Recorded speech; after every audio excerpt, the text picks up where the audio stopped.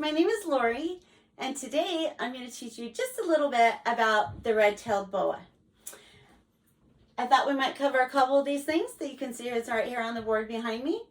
And we will start with, where does the red-tailed boa get its name? Well, if you look at this beautiful red-tailed boa constrictor, you can see this beautiful pattern that progresses down his body. And as he gets further, you can see that it goes lighter to darker. And as it gets darker down here towards the end, we get the red coloring. So that's where it gets its name of being a red-tailed boa. Its size. Now this is just a little guy, but this guy is a rescue. He came to me very sick and covered in mites and had a respiratory infection. So he's actually a lot smaller than he should be, but we're getting him up to weight.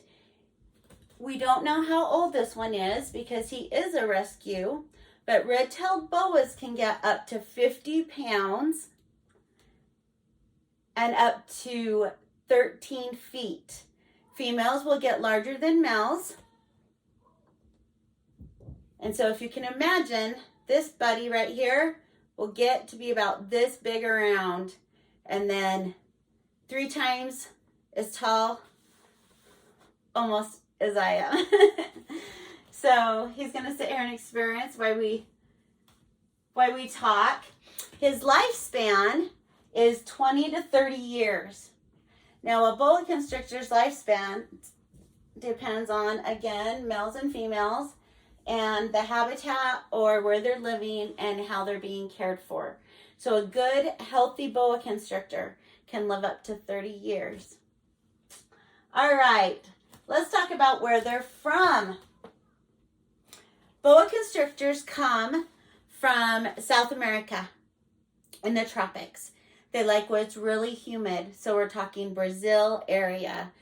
They like to hang out near rivers and streams where they can swim. They're very good swimmers.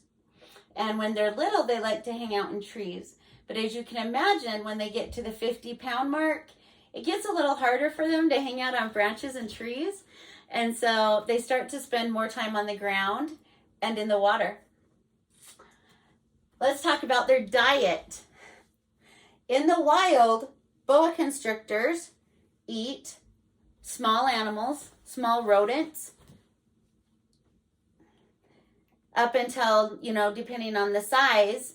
Then when they're full grown, they'll move up to small rabbits, other things that are bigger but still tend to be found on the ground, scurrying around.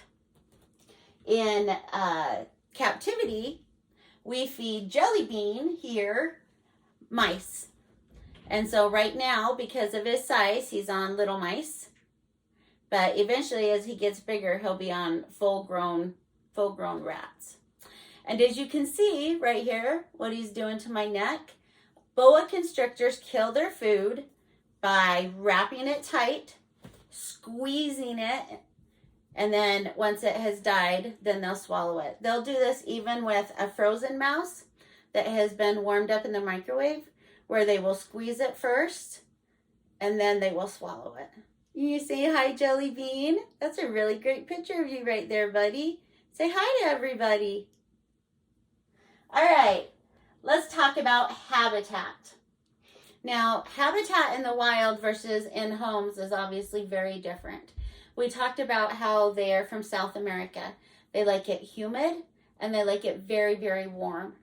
And so even within a habitat within a home, it's very important for a boa constrictor to have it nice and warm and very nice and humid. Humid so much that you need to make sure you have a big enough water bowl that if they decide to, they'll just go curl right up on in that thing and hang out in that water bowl and feel comfortable right there. You're probably going, oh no, he's headed around her neck. But Jelly Bean hangs out with me all the time, and I've never had a problem with Jelly Bean. He is incredibly mild temperamental, which is a reason that people really love to have them as pets. Well, that's my time for today. I hope you enjoyed learning a little bit about Jelly Bean, and I hope to talk to you soon. Bye!